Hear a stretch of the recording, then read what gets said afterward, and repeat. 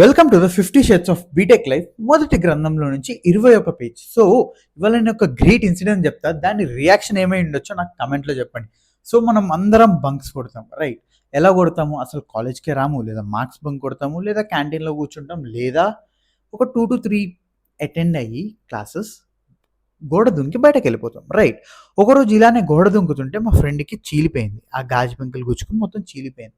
So మేమేం చేసాము, ఇట్లయితే కాదు, చాలా కష్టమవుతుంది. అందరం హెచ్ఓడి సార్ దగ్గరికి వెళ్ళాము. దేనికి? ల్యాబ్ మీద సైన్ పెట్టించుకోవడానికి. అలా వెళ్తూనే ఒక గేట్ పాస్ నొక్కేసాం.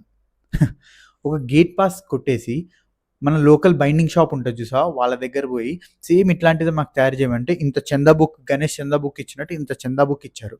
అంత బాగానే ఉంది. రోజు మెకానికల్ నుంచి ఎవరో ఒకళ్ళు వెళ్తారు, రైట్? ప్రతిరోజు పోతున్నారు, వెళ్తున్నారు. ఒక 20-25 డేస్ అయిన తర్వాత ఒకరోజు అందరం దొరికిపోయాము. ఎందుకు దొరికిపోయాము తెలుసా? ప్రతి ఒక్కళ్ళు వెళ్తున్నారు, బాగానే ఉంది. డౌట్ ఎక్కడ వచ్చింది తెలుసా? ఒక్కొక్క హెచ్ఓడి సార్ సైన్ పెట్టుకుని వెళ్తున్నాడు.